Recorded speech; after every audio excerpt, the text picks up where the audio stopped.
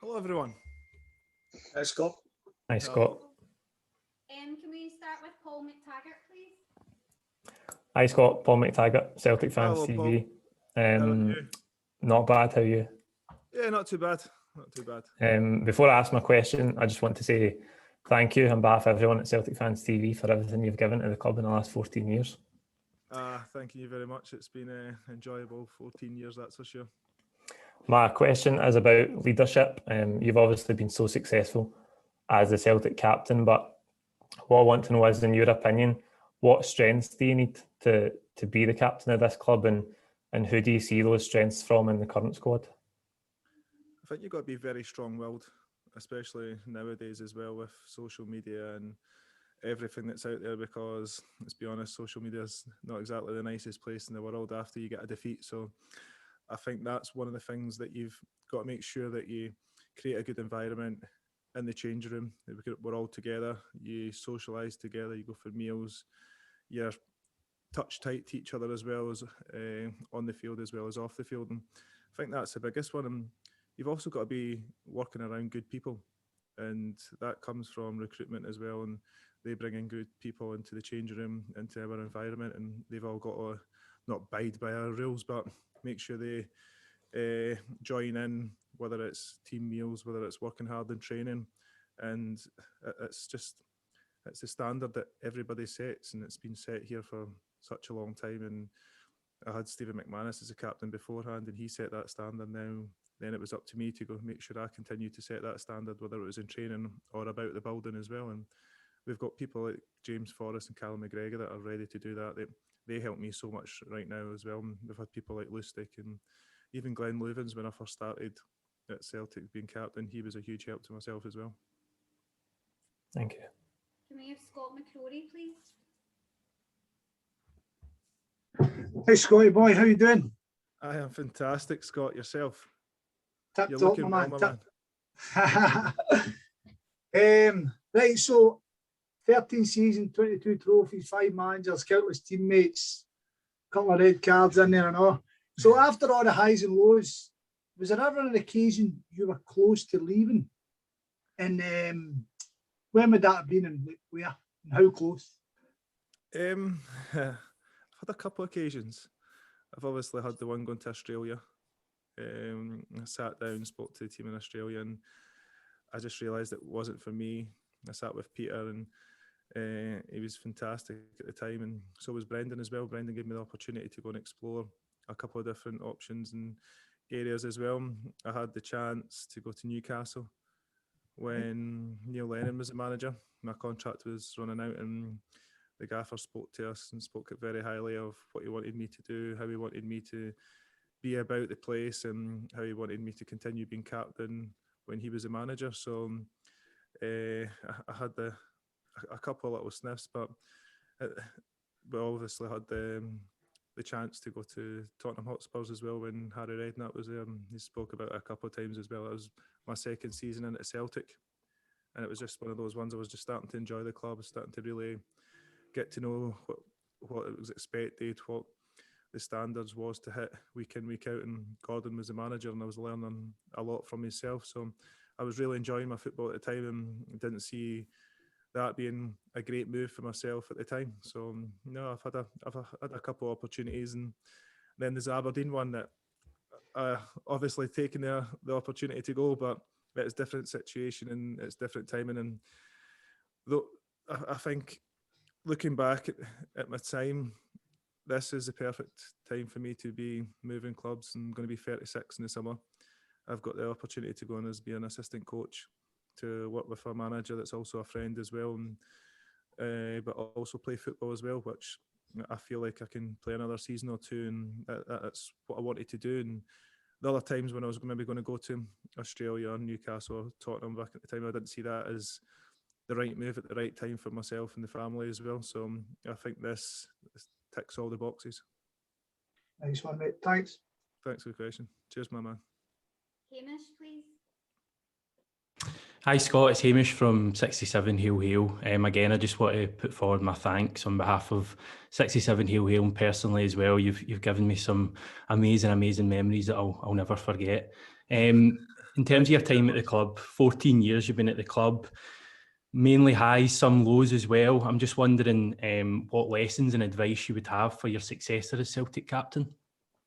It's a hard one, to be fair. I think you've got to deal with the lows very well. You've always got to believe in your teammates as well. You know, the one good thing about Celtic is there's a game every 3 or 4 days. So it's that bounce back mentality that we've got. And as long as everybody's together, you've got to believe in each other. You've got the willingness to run through walls for each other. And all, as I said before, you've got to be touch tight together as a team. We've won 9 trophies in a row, and it was incredible because we worked so hard together, and that was individually and collectively as well. So I think it's those things that you've got to try and bring everybody together, which we've got people in that dressing room that want to be a huge part of this club and that want to push the club forward, and that's what you want. You want people to stay at this club for a long time and understand what a great club it is, because as I say, I've had the opportunities to move before, but I never wanted to leave because the fans, the stadium, and to be around the teammates as well and the managers that I've had and that I've learned underneath has been exceptional. Thanks, Scott. Thank you. We've got a different James Forrest. Hey, Jimsy, come on, pal. How you looking? Yeah, how you doing, Scott? James You've Forrest no at change, Celtic. my man. I put on a bit of weight, as you can see. I was going to say you've lost a bit. Your Barnett's looking better as well, but each their own. First up, mate, I want to say, I want to echo what everybody else has said and say thank you for 14 incredible years. You've been a phenomenal servant to the club and an absolutely phenomenal captain. You had a bit of a slow start at Celtic. Cheers. The day that I remember, the day I remember most, when I said to my mates, this guy is going to be a huge part of this club for years to come, was 4 years into your Celtic career. I'm sure it's an afternoon you remember well. 6th of February 2011 at Ibrox. We lose the goalkeeper with 2-1 down, and you scored that incredible goal. I mean, the hairs in the back of my neck still stand up when I think about it. What do you remember about that afternoon? How did you handle being captain with so much pressure that day, and the enormity of the task? I still think it's one of the best games I've seen you play. You were just phenomenal the whole afternoon. But the way you dragged the whole team up was a proper captain's performance, and it's one of the best performances I've ever saw. No, that day was very good, but I think the first 4 years I really enjoyed. Second year I got Player of the Year, Scotland, best player in Scotland, but obviously for your opinion, I shouldn't have got that one. But we'll not worry about that. No, I think that day was exceptional. It was one of those ones. Got a man sent off early, then we've got to dig deep, and Lenny was the manager, and he had full belief in the lads, and he understood it was going to be hard. We weren't going to have as much as the ball as possible, but he believed that if we can sneak a draw, we can take them back to Celtic Park, and that we could beat them in the next round. In the replay, which we managed to do. But no, it was a great occasion because I think the middle of the park was me and Key, and then somehow ends up getting drafted out to right mid because we got a man sent off. So it was me and Mark Wilson, and Willow was doing overlaps, I was doing underlaps, and we were working it as hard as we possibly could because we knew how much it meant to us as well to try and dig deep and to try and get through in this round. And to be perfectly honest, well, as I say, I keep saying, I don't know what Willow was doing that high up the park at that time, because he's went that high up the park. I'm playing right mid, I'm somehow at the edge of the box. So if we've lost that ball, we're in danger of counter-attack. And it's those things when you're a little bit younger that you're maybe a little bit naive about, that you push on a little bit and you believe in each other and you think that you're going to score and you're going to create chances. And then now I'm probably thinking, would I be that far up the park if I lost the ball? I've got a 70-yard sprint back and they've got an extra man in the park. So no, it's different ways that you understand the game and you learn. But that occasion, it was extremely special because somehow Willow got the ball, chopped it back to myself, and I opened up my body on my left foot and managed to put it in the faraway corner. And it was brilliant with the fans behind the goal. And when we used to get the full side as well, it was exceptional. And the fans that day, it was great because we knew that we had to dig deep, and there was still a little bit time to go, but we managed to hold on and be strong. And it's those days that make and break teams, and that was one of those occasions that made us. Joe McHugh. You sound like you remember like it was yesterday, Scott. It's a wee while ago now. I was a young fit lad running up and down the line. Fantastic. I mean, for everybody some of your critics are coming out the woodwork again, and guys like Provan and Nicholas, and talking about he was a good captain, but he wasn't a great player. They didn't watch you that day. That was a world-class performance that afternoon. Absolutely phenomenal. Yeah, thank you. Thanks, James. We're going to Joe McHugh, please.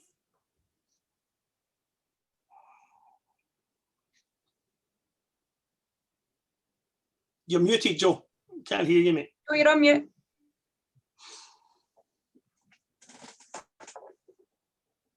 Still on mute. Joe, you hiding for me? Right, we'll come back to Joe. Natasha. Hi Scott, Natasha from the Hello. Celtic State of Mind, and we all just want to pass on our thanks for everything you've achieved for the club and the incredible success that you've brought. My question is stemming from last night's Celtic TV tributes. We heard from players like Ayer, McGregor, Tierney, all saying that you've been the most influential player they've played with in terms of their own careers. What I want to know is, which player during your time at Celtic would you say has had the most influence on your career and its development? That's a great question. I think right at the start, I think I'm going to have to say Paul Hartley. We had a kind of love-hate relationship when he was at Hearts and I was at Hibs, and we obviously came together in Scotland. We met up a few times. We got on really well, but as soon as we went in that park, we pretty much fought like cat and dog. But as soon as we came into a changing room, we had a great bond, and to this day, I still speak to him all the time, ask for advice. And to be fair, he's a manager now, so I'm always willing to learn. But he was huge in the dressing room at the time, and the two of us were in the same position. And whether I was playing centre midfield or he was playing centre midfield, we'd always look out for each other. But he would also give you that little bit of respect and sit you down and say what you could have done better and how we could have worked together as a team. And I think it's sometimes somebody puts an arm around you that you don't expect. And I also had that with Neil Lennon as well. When I first came to the club, me and Lennon used to fight as well, and so many pictures of two of us standing face to face and arguing. We used to, both players just want to win. You do whatever you can to win the game, and it was the first day when Neil was leaving and I'd signed, and I was sitting in the manager's room just waiting on Gordon coming down with Peter, and Lenny walks in, and I'm thinking, this is my worst nightmare at this moment in time. And we sat down, we ended up having a conversation for half an hour, 40 minutes, and he told me his love for the club and how fantastic the club is and how special it's going to be, and he's sad that he's leaving. And I'm starting to understand it now, because it's me that's leaving, and I'm the guy that's slightly older, and I'm talking to the younger lads, and I'm sure they're probably not taking much of it in at the moment, because they're just living the dream that they are and playing football and enjoying it, where I've had that, I've experienced it and loved every single moment of it, and now it's coming to their end, and you've just got to try and enjoy it as much as you possibly can. Thanks, Scott. Celtic Exchange, please. Thank you. Hi Scott, it's Tino here from the Celtic Exchange. Scott, just to echo what the rest of the guys have said, thanks for such an important and successful 14 years, and also good luck to you and your family with the next chapter. Thank you. Scott, you've got a certain inner drive and a real strong mental side to your game. I just want to ask, where did that come from? Is it something you had from a young age, or did you develop that as you got older? It's just something that came naturally. If you ask everybody, I'm lively about the training ground. I enjoy a laugh and I enjoy a joke as well. I pretty much still think I'm 17-year-old, to be perfectly honest. But as soon as I go into training, as soon as I cross the line into a match, it's like 100%. And it was just drilled into me throughout my footballing career. As soon as you go out in that pitch, you work hard. And I had some fantastic coaches when I was coming through at Hibs, and they drilled that into me early doors. And they says, you can have a laugh and joke about here, but as soon as you cross that line, that's it, it's switched on. And it's always been in the back of my head. And to be perfectly, it's worked well for myself. And it's just that mentality thing that as soon as you go over there, I know I want to win the game. I want to get the better of my opponent. So no matter what it takes, I need to make sure that I know what I'm doing for set plays. I know where I am for corners, where I should be, who I should be marking as well. So it's all just ticking over and making sure that you know what you need to know before you go out, and whatever the manager is or Kendo tells you just before. And sometimes there's slight tweaks and stuff like that, or the formation or how we're going to press, and it's just remembering that and make sure that not just myself but everybody else knows their job as well. And I think the game's getting more and more professional, and the game's getting more tactically based now, and you need to understand that side of the game. So you have to make sure you're switched on, you're aware of that now. Yeah, thanks, Scott. Thank you. Anthony Whitelaw. Hi Scott, how you doing? Hello. Just to say again, thanks very much for the last 14 years. Tell me you're not driving. No, I'm not. Sorry, I've been papped at the house. The missus is working, I work next to her, so I've been papped at the house to do this. Right. Just to say, thanks very much. Last 4 years especially have been incredible. Celtic are now getting into a big rebuild, of course. You've been part of them before. When Rodgers came in, we had a bit of a shaky end to that season, and we bounced back and won an invincible treble. How does Celtic bounce back getting into next year? Because obviously the aim has to be to win the league back immediately. Yeah, well, they've got new CEO. They'll have a new captain coming in. They'll have a new manager, or John will be in charge, and it'll be a fresh start because there's a lot of players in loan. There's a lot of players leaving the club and coming and going. So it's a hard thing to accept as a Celtic fan, but the club's in good stead. We've got Dominic coming in, who's got a great vision of the future for Celtic, how we can rebuild, how we can go forward. We've got great young players coming through as well, as you've seen yesterday, coming from the bench and starting as well. So no, the future's bright for Celtic. It's going to be hard work, but there's everybody in here. They're all working for the same goal, and it's to get the best 11 that we possibly can on the park, and the best young players coming through at the club as well, because we want to bring the young players through. We've got a great academy all the way through, and there's no point having Lennoxtown if we're not going to use it properly. And you're starting to see that now with people like Kieran, Callum, Jamesy, all done that in the first team. Now we're starting to see other ones coming through now. So it's great that we've got that youth coming through into the first team to push the first team lads as well, and to understand that once you make that step for the under 20s or the under 18s, and how big a step it is, you become a man overnight, and you need to take those responsibilities on, and you have to push forward. But they're also living the dream as well, to play in front of 60,000 fans once we'll eventually get fans back to the stadium. So it's those things that will be in a great way in the next season, and I'm sure the club will push everyone to as far as it possibly can, so we're all going in the same direction. Magic, thanks very much. Best of luck up at Aberdeen, Scott. Cheers. Thank you, my man. Thank you. David Falls. Hi, Scott. Hello, David. Thanks, first of all, in particular, for carrying the team this season. Yourself and Callum have done that in what has been a very difficult season for us as a support, and I'm sure for yourself as a player. I'd like to ask you about the special relationship you've got with the various Rangers clubs that have been in existence over the time that you've been at Celtic. You've had a couple of run-ins, and you've had more trouble than probably anybody since Neil Lennon from them.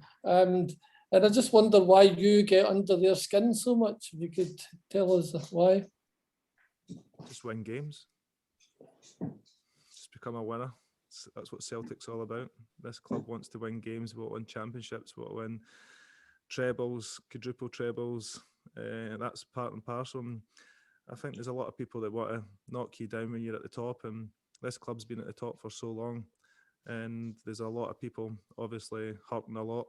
But the club's been in a great position for the last 9 years when we've won 9 in a row. And there's always going to be people out there. And it doesn't help with social media as well. There's a lot of people out there that are keyboard warriors that wouldn't say anything to you if they were standing in front of you. So it's not too much for myself to worry about. I go out there, I enjoy football, I play with a smile on my face. We win the game, I'm delighted. We lose the game, I'm a bit of a nightmare. But it's part and parcel of being at Celtic. You want to win games, you want to win trophies, and that's what you have to do. Okay. Good luck at Aberdeen, Scott. Thank you. Erin Boyle. Hi, Scott. Erin Boyle, More Than 90 Minutes. First of all, Were you singing yesterday? Singing? No, I was. Did you see my wee poem? Oh, yes, thanks. I seen it. Did you like it? Yes, much appreciated. Thank you Thank- very much. Thank you very much, Scott. I really appreciate that. I would just like to say a big thank you from the More Than 90 Minutes team and also from the Kano Foundation as well for being a fantastic servant as a charity patron. So thank you very much from both teams and also from 10,000 kids as well. So thank you. Not a problem whatsoever. My question is, over the years, you have graced a number of our More Than 90 Minutes covers. And if we also have a time machine on our Celtic Soul podcast. So if you could jump into that time machine and travel back in time, what memory or moment or game would you relive and why? I think it would probably be the double treble. I think because everyone expected us to not go and do it again.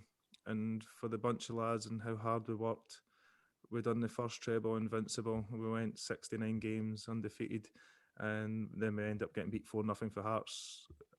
But I think that game, to go back into the air to relive that would be incredible, because the occasion, getting on the bus coming back down London Road as well, and seeing all the fans, and I seen people jumping on top of police cars and police vans and celebrating with flags and everything, and it was those occasions that I'm going to live with and I'm going to cherish for the rest of my life, because it's those special memories, and especially when so many people write you off saying you've done the treble, that'll be you, and then we go and we keep pushing and you do double, treble and then quadruple, and it's just we kept pushing boundaries as far as we possibly could, and that's what these lads wanted to do. They've worked so hard over the years, and I know we had a slight year off, but it's been fantastic. It's been a great journey and I've enjoyed every single moment of it, but I think that one would be the one that I'd love to go back, just to show everybody how well we've done and that we can do it again, and that they kept supporting us and kept having the faith in us as well.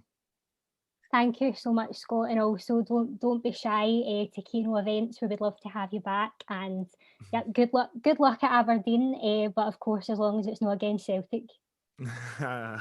Not a problem whatsoever. Thank you very much appreciated. John Reid.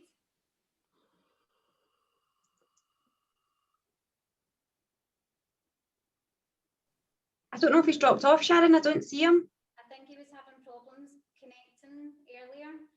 Let's go to 20-minute Tims. Hello. Hi, Scott. How are you getting on? I am getting on very well. Yourself?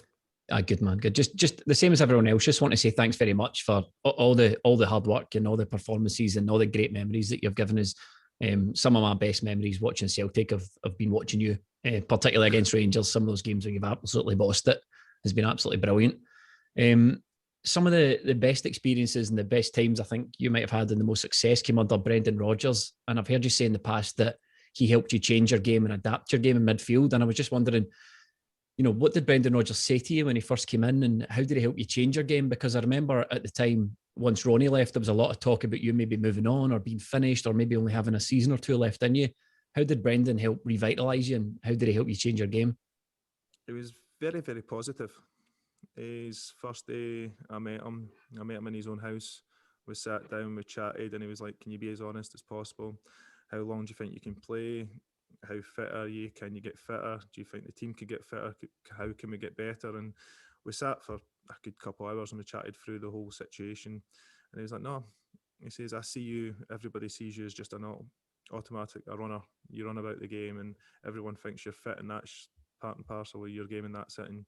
They don't see the qualities that you've got with the ball. And I was like, oh, nobody's ever really says that to me before. So it's kind of taken back a little bit. So I was like, all right, no problem. So it was like pre-season, come back, work extremely hard. And to be fair, I spoke to Gordon Strachan a couple of months beforehand, and he says, go away, work as hard as you possibly can, show this new manager how fit you are, how much you're willing to learn, and you're willing to adapt your game as well. So the manager comes in, he's setting up shapes and stuff like that. In the first game, I end up playing left wing.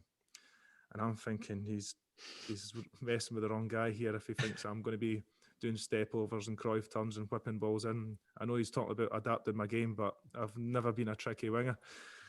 So he was like, no, I'm just wanting to learn different shapes, different styles, and show you my philosophy on how we work and how we build up and the different shapes. So I'm totally fine. A couple of games down the line, boom, centre midfield, hold the midfielder. I want you to do the arc and hold in there, just sit, pivot, get on the ball, keep it nice and simple. As soon as we lose it, good high tempo pressing up the park and make sure we're all squeezing together as a team. It was like, you're my captain, you're my voice on the park. So whatever I tell you and how we build up and how we work in training, I want you to try and push onto that onto the lads. And it was like, I'm talking about your diet, I'm talking about how we look outside from inside, that everyone came in the same training gear, we look smart, not anyone with headphones on, not earrings in training and stuff like that. We all looked as sharp as we possibly can, and it looked professional. And I think that's what he brought to this club, and that's what he brought to myself. And it was like, I know you used to like a night out now and then. It was like, it kind of stops until we start winning silverware. So my whole thing was, I'm stopping. We make sure we work extremely hard.